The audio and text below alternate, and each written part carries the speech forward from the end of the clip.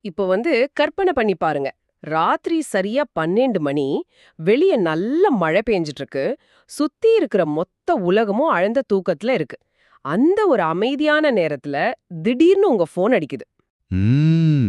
அந்த மாரி டைம்ல ஃபோன் வந்தாலே நமக்கு ஒரு பதற்றம் வந்துரும்ல. ஆமா, கண்டிப்பா பதறுவோம். யாராவது ஹாஸ்பிட்டல்ல இருப்பாங்களோ, இல்ல வேற ஏதாவது எமர்ஜென்சியோன்னு தான் நம்ம நெனைப்போம். ஆனா, இன்னைக்கு நாம பண்ண போற இந்த ஆழமான தேடலோட மையப்புள்ளி அப்படிப்பட்ட ஒரு நள்ளிரவு அழைப்பு தான். கரெக்ட். இன்னைக்கு நம்ம கிட்ட இருக்கிற தரவுகள், அதாவது சோர்சஸ் என்னன்னா, ஒரு உளவியல் ஆலோசகரோட குறிப்பேட்ல இருந்து எடுக்கப்பட்ட ஒரு உண்மையான சம்பவத்தோட பதிவு. இந்த ஆவணங்கள் ஒரு சாதாரண நைட் 12 மணி கால் எப்படி ஒரு மனிதனோட ஒட்டுமொத்த உளவியலையும் அவங்க அதுவரைக்கும் வாழ்ந்த வாழ்க்கையையும் அப்படியே தோலுரிச்சு காட்டுது அப்படிங்கறத ரொம்ப தெளிவா பதிவு பண்ணிருக்கு. ம். ரொம்ப சுவாரஸ்யமான ஒரு பதிவு இது. ஆமா. இந்த உரையாடலோட நோக்கமும் என்னன்னா, அந்த அழைப்புக்கு பின்னால இருக்கிற கதைய தெரிஞ்சுக்கிறது மட்டும் இல்ல, ஒரு பொண்ணு பயன்படுத்தின சும்மா அப்படிங்கிற அந்த ஒற்றை வார்த்தைக்குள்ள எத்தனை வருஷ வலி மறைஞ்சிருக்கு, அத நாம எப்படி புரிஞ்சுக்கிறது அப்படிங்கறத அலசுறது தான். இந்த குறிப்புகள நான் படிக்கும்போது எனக்கு முதல்ல தோணுன விஷயம் என்னன்னா, அந்த நள்ளிரவு நேரத்துக்குன்னே ஒரு தனி குணம் இருக்கு. ஓ, அந்த டைம்க்கு சொல்றீங்களா? ஆனா, ஏன்னா பகல் பூரா மனுஷங்க தங்கள சுத்தி கட்டியிருக்கிற அந்த சமூக பாதுகாப்பு அரண்கள், அதாவது அந்த சோஷியல் மாஸ்க் எல்லாமே தளர்ந்து போற ஒரு நேரம் அது. மனசோட ரொம்ப ஆழத்துல புதைச்சு வச்சிருக்கிற உண்மைகள் ஒரு சின்ன கீறல் விழுந்தா கூட வெளியே வர துடிக்கிற ஒரு தருணம். இந்த குறிப்புகள்ல இருக்கிற அந்த பொண்ணோட மனநிலையும் எக்ஸாக்ட்லி அப்படிதான் இருந்திருக்கு. கரெக்ட். அந்த பதிவோட தொடக்கமே ஒரு சுவாரஸ்யமான முரண்பாட்டோட தான் ஆரம்பிக்குது. அதாவது, அந்த பொண்ண ஒரு ஹாஸ்டல்ல கொண்டு போய் விட்டுட்டு, அவள சந்திச்ச அந்த நபர் தன்னோட ரூம்க்கு திரும்பி ரொம்ப அசதியில தூங்கிட்டு இருக்காரு. சரியா நைட்டு 12 மணிக்கு அவகிட்ட இருந்து ஃபோன் வருது. ம். ஃபோனை எடுத்த உடனே அவ கேக்குற முதல் வார்த்தை, "சார் தூங்கிட்டீங்களா?" அவர் "ஆமா, சொல்லு" அப்படின்னதும், உடனே அவ "சரிங்க வளர், நீங்க தூங்குங்க, நான் சும்மா தான் கூப்பிட்டேன்" அப்படின்னு சொல்லிட்டு ஃபோனை கட் பண்ண பாக்குறா. இது ரொம்ப கிளாசிக்கான ஒரு பிஹேவியர். அதான். எனக்கு இங்க ஒரு பெரிய சந்தேகம் வருது. அவளுக்கு ஏதோ ஹெல்ப் தேவை, அவசரமா பேசணும்னு தோணினதால தானே நைட்டு 12 மணிக்கு கால் பண்றா. அப்புறம் ஏன் நான் சும்மா தான் கூப்பிட்டேன்னு பின்வாங்கணும். தனக்கு உதவி தேவை அப்படிங்கறத அவ நேரடியாவே கேட்டிருக்கலாமே. இது ரொம்ப முரண்பாடா இருக்கே. இப்போ மேலோட்டமா பார்த்தா நீங்க சொல்ற மாதிரி இது ஒரு முரண்பாடு மாதிரி தான் தோணும். ஆனா உண்மையில இது ரொம்ப நுட்பமான ஒரு உளவியல் தற்காப்பாரன், அதாவது ஒரு டிஃபென்ஸ் மெக்கானிசம்னு சொல்லலாம். டிஃபென்ஸ் மெக்கானிசமா? கொஞ்சம் விளக்கமா சொல்ல முடியுமா?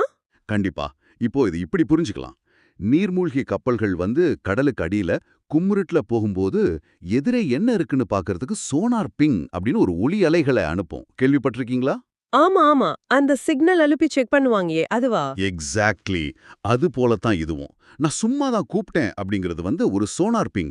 தங்கிட்ட இருக்கிற மிகப்பெரிய ஒரு எமோஷனல் பாரத்தை இறக்கி வைக்க எதிரே இருக்கிற நபர் தயாரா இருக்கிறாரா, அவரு அதை பாதுகாப்பா கையாளுவாரா, இல்ல நாம சொல்றத கேட்டுட்டு அவரு நம்ம வழிய நிராகரிச்சிடுவாரா அப்படின்னு பரிசோதிக்கிற ஒரு உளவியல் முயற்சி தான் இது. அட, இந்த சோனார் பிங் உதாரணம் ரொம்ப சூப்பரா பொருந்தது.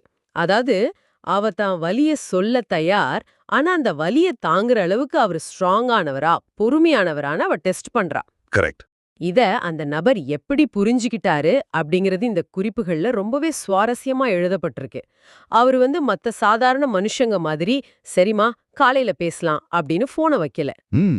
"சொல்லுமா, உனக்கு என்ன பிரச்சனை? என்கிட்ட சொல்லு. என் மேல நம்பிக்கை இருந்தா சொல்லு, இல்லனா வேணாம்" அப்படின்னு கேக்குறாரு.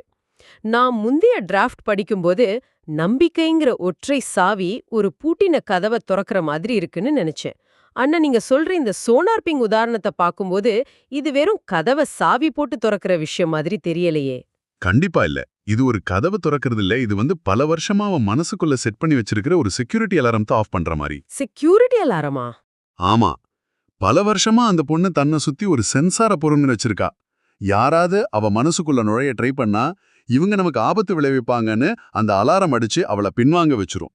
ஆனா அந்த நபர், என் மேல நம்பிக்கை இருந்தா சொல்லு அப்படின்னு சொன்னப்போ, அவளோட எமோஷன்ஸ்க்கு ஒரு சேஃப் ஸ்பேஸ், அதாவது பாதுகாப்பான ஒரு எல்லையை உருவாக்கி கொடுத்தாரு. ஓ, உனக்கு இங்க எந்த ஆபத்தும் இல்லன்னு புரிய வைக்கிறாரு. கரெக்ட். உன் பெற்றோர் உனக்கு கொடுத்த அந்த பாதுகாப்பற்ற சூழல் இங்க இல்ல, நான் உன்னை காயப்படுத்த மாட்டேன் அப்படிங்கிற ஒரு கேரண்டியா அந்த வார்த்தைகள் கொடுத்தது. அந்த அலாரம் ஆஃப் ஆன உடனே அந்த மௌனம் உடையுது. அது வரைக்கும் தனக்குள்ள தேக்கி வச்சிருந்த விஷயங்கள் எல்லாம் அப்படியே வெளியே வர ஆரம்பிக்குது. அந்த மௌனம் உடைஞ்சதும் அவ சொல்ல தொடங்குற முதல் விஷயமே ரொம்ப ஆச்சரியமா இருக்கு. இந்த உளவியல் குறிப்புகள்ல பாத்தீங்கன்னா அவளோட கடந்த காலம் வந்து தேனிக்கு பக்கத்துல இருக்கிற ஒரு சின்ன கிராமத்துல இருந்து ஆரம்பிக்குது.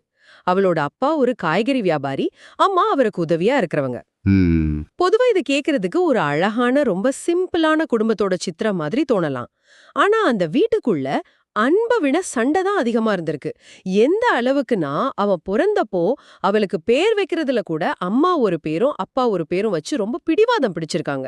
அது ஒரு பெரிய ரெட் ஃபிளாக். ஆமா, அவங்க விட்டு கொடுக்காததால அவளோட படிப்பாச கூட பலமுறை தடைபட்டிருக்கு. ஆனா இங்க நான் ஒரு சின்ன புஷ்பேக் கொடுக்க விரும்புறேன். அதாவது கொஞ்சம் எதிர்வாதம் பண்ணலான்னு தோணுது. சொல்லுங்க. இந்த பதிவுகளை படிக்கிற பலருக்கும் தோன்ற ஒரு இயல்பான கேள்வி இது. ஒரு குழந்தைக்கு பேர் வைக்கிறதுல சண்டை போடுறது அப்படிங்கிறது ரொம்பவும் சாதாரணமான ஈகோ சார்ந்த ஒரு சின்ன குடும்ப சண்டை தானே. கணவன் மனைவிக்குள்ள சண்டை வர்றது எல்லா வீடுகள்லயும் நடக்கிறது தான்.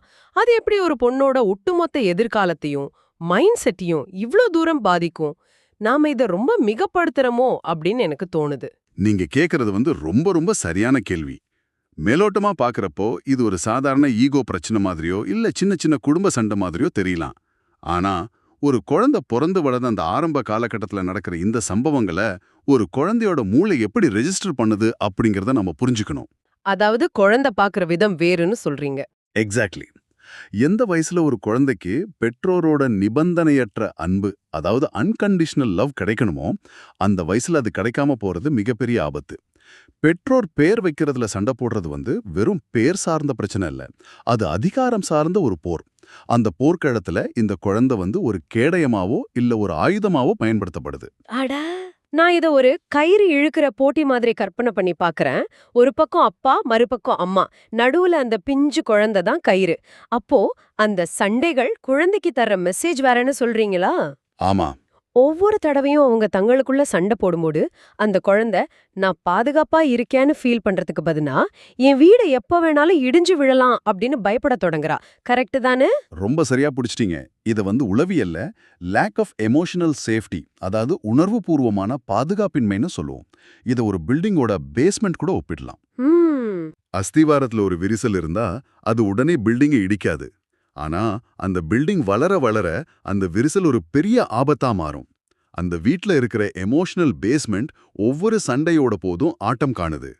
இந்த தொடர்ச்சியான மன அழுத்தம் அந்த குழந்தைக்கு நீ யாருக்கும் முக்கியம் இல்ல, உன் ஆசைகளுக்கோ உணர்வுகளுக்கோ இங்க எந்த மதிப்புமே இல்ல அப்படிங்கிற ஒரு மெசேஜ அவளோட ஆழ் மனசுல ரொம்ப ஆழமா பதிவு செஞ்சுடுது. மைண்ட்ல அப்படியே ஃபிக்ஸ் ஆயிடுது. ஆமா, பாதுகாப்பற்ற ஒரு சூழல்ல வளர்ற எந்த ஒரு குழந்தையும் தன்னோட சுற்றத்தை எப்போதுமே ஒரு அச்சுறுத்தலாவே பார்க்க தொடங்கும். அந்த குறிப்புகளை தொடர்ந்து படிக்கும்போது இந்த சூழல்ல இருந்து தப்பிக்க அவ எடுத்த முடிவு என்ன ரொம்பவே யோசிக்க வச்சது. பொதுவா இந்த மாதிரி பேரண்ட்ஸ் இருக்கிற குழந்தைங்க அவங்களும் ஒரு மாதிரி விரக்திக்கு போயிடுவாங்க, இல்லைன்னா எப்படியாவது வீட்டை விட்டு வெளியே போயிடணும்னு துடிப்பாங்க. ஆனா அவ அப்படி செய்யல. அவ வேற ஒரு வழியை தேர்ந்தெடுத்தா. ஆமா, தனக்கு கிடைக்காத அன்பும் அரவணைப்பும் தனக்கு பின்னால பிறக்க போற தம்பி தங்கைகளுக்கு கிடைக்க கூடாது அப்படின்னு அவ ஒரு தீவிரமான முடிவு எடுக்கிறா. தன் சொந்த ஆசைகளை எல்லாம் விட்டுட்டு தனக்கு பின்னாடி பிறந்த 2 தங்கைகளையும் அவ ஒரு அக்காவா இல்லாம ஒரு அம்மா ஸ்தானத்துல இருந்து வளர்க்க தொடங்குறா. கரெக்ட். என்ன பொறுத்த வரைக்கும் இத கேக்குற யாருக்குமே இது ஒரு மிகப்பெரிய உன்னதமான ஒரு தியாகமா தான் தோணும். இத நாம ஏன் ஒரு பிரச்சனையா பார்க்கணும்? இது அவளோட நல்ல குணத்தை காட்டலையா? இங்கதான் நாம ரொம்ப ரொம்ப கவனமா இருக்கணும். நம்ம சமூகம் இத தியாகம்னு சொல்லி கொண்டாடும். ஆனா உளவியல் ரீதியா இது ஒரு மிக ஆபத்தான தற்காப்பு நிலை. இத பேரண்டிஃபிகேஷன் அப்படின்னு சொல்லுவாங்க. பேரண்டிஃபிகேஷனா? அப்படின்னா? அதாவது ஒரு குழந்தை சிறு வயசுலயே தன்னோட பெற்றோரோட பொறுப்புகளை, ஒட்டுமொத்த குடும்பத்தோட பாரத்தை தன் தோள்கள்ல சுமக்கிற ஒரு நிலை. ஏன் அவ இதை செய்யறா தெரியுமா? ஏன்? நான் ஒரு சாதாரண குழந்தையா இருந்தா தனக்கு அன்பு கிடைக்காது, தன் தேவைகள் எதுவுமே இங்க பூர்த்தி ஆகாது அப்படிங்கறத அவ ரொம்ப சீக்கிரமே உணர்ந்துட்டான். அதனால குடும்பத்துல ஒரு பயனுள்ள பொருளா எல்லாரையும் தாங்குற ஒரு தூணா மாறினா மட்டும்தான் தனக்கு இந்த வீட்ல ஒரு இடம் கிடைக்கும்னு அவனோட மூளை அவனை நம்ப வைக்குது. அட பாவிங்களா, இது ரொம்ப கொடுமையா இருக்கே. அவளோட மூளையோட ரிவார்ட் சிஸ்டம் எப்படி மாறிடுதுன்னா, நான் எனக்காக வாழ்ந்தா வீட்ல சண்டை வரும், நான் மத்தவங்களுக்காக உழைச்சா எனக்கு ஒரு வேல்யூ கிடைக்கும் அப்படிங்கிற மாதிரி இது ரெஜிஸ்டர் ஆயிடுது. கொஞ்சம் வெயிட் பண்ணுங்க, இது எனக்கு ஒரு பெரிய ஆஹா மொமெண்டா இருக்கு. அவ தன் தங்கைகள் மேல காட்டுற அன்பு வெறுமனே அவங்க மேல இருக்கிற பாசம் மட்டும் இல்ல, நான் என் ஆசைகளை கேட்டா இந்த வீட்ல மறுபடியும் சண்டை வரும், அமைதி கெட்டுடும், அதனால என் ஆசைகளை நானே அழிச்சுக்கிறேன்னு அவளாகவே தன்னை பலி கொடுத்துக்கிறாளா? இது ஒரு சிஸ்டம் ஃபெயிலியர் மாதிரி தெரியுதே. எக்ஸாக்ட்லி. தன் தங்கைகளுக்கு அவ ஒரு குடையா மாற முடிவு பண்ணான்னு நான் நினைச்சேன். ஆனா உண்மையிலே அவ தனக்கான மழையவே வேண்டான்னு நிராகரிச்சுட்டா. 100% உண்மை. தன் தங்கைகளுக்காக அவ ஒரு தாயா மாறும்போது அந்த சிஸ்டத்துல அவ தண்ணியே டிலீட் செஞ்சிடுறா. அவளோட மூளை அவளுக்கு சொல்ற மெசேஜ், இதுதான் உன் தேவைகள், இந்த குடும்பத்துக்கு ஆபத்தானவை, அதை அப்படியே மறைச்சிடு அப்படின்னு. இங்கே அந்த 2 சகோதரிகளுக்கு இடையில இருக்கிற குணாதிசயங்களை, அதாவது சிப்ளிங் டைனாமிக்ஸை ஒப்பிடுறது ரொம்ப முக்கியம். இந்த குறிப்புகள்ல பாத்தீங்கன்னா, முதல் தங்கை படிப்புல பெரிய கெட்டிக்காரியா இல்லனா கூட அடம் பிடிச்சு தனக்கு வேண்டியதை சாதிச்சுக்கிற குணம் கொண்டவளா இருக்கா. ஆமா, அது பதிவாகி இருக்கு. காரணம், அவளுக்கு ஒரு பாதுகாப்பான அம்மா, அதாவது இந்த அக்கா கிடைச்சிட்டா, தான் என்ன தப்பு செஞ்சாலும் என்ன அடம் பிடிச்சாலும் தன்னை பார்த்துக்க ஒரு சேஃப்டி நெட் இருக்கு அப்படிங்கிற தைரியம் அந்த தங்கைக்கு வந்துருச்சு. ஆனா இவளோ தனக்கு இல்லைன்னா கூட மத்தவங்களுக்கு கிடைக்கட்டும்னு எல்லாத்தையும் தியாகம் செய்யறவளாவே மாறிட்டா. இப்ப புரியுது. பல வருஷமா தன் சந்தோஷங்களை எல்லாம் அப்படியே புதைச்சிட்டு தங்கைகளுக்காகவே ஒரு வாழ்க்கைய அமைச்சுக்கிறாவ. ஆனா இந்த குறிப்புகள்ல இருக்கிற அடுத்த பகுதி அந்த பயணத்துல மிகப்பெரிய திருப்புமுனையை விவரிக்குது. ஆமா, அந்த ஒரு டர்னிங் பாயிண்ட். அவளோட அந்த நீண்டகால தியாக பயணத்துல ஒரு பெரிய சுழல் உருவாகுது. அவளோட முதல் தங்கை இன்ஜினியரிங் படிக்க போறா. அங்க படிப்புல கவனம் செலுத்தாம காதல்ல விழுந்துடுறா. பிஜி ஃபர்ஸ்ட் இயர் படிச்சிட்டு இருந்த அக்காவுக்கு இந்த நியூஸ் வருது. காதல்னு வந்துட்டா யார் சொன்னாலும் காதுல விழாது அப்படின்னா அந்த தங்கை ரொம்ப முரண்டு பிடிக்கிறா. இத படிச்சதும் எனக்கு ஒரு பெரிய கேள்வி வந்துச்சு. தங்க காதலிக்கிறது ஒன்னும் ஒரு பெரிய குற்றம் இல்லையே, அதுக்காக ஏன் இந்த அக்கா இவ்ளோ தூரம் உடைஞ்சு போகணும்? அவ காதலிச்சா காதலிச்சுட்டு போறா அப்படின்னு விட்டுடலாமே, இதுக்கே இவ்ளோ ரியாக்ட் பண்ணணும்? இத புரிஞ்சுக்க நம்ம மறுபடியும் அந்த பேரண்டிஃபிகேஷன் கான்செப்டுக்கு தான் போகணும்.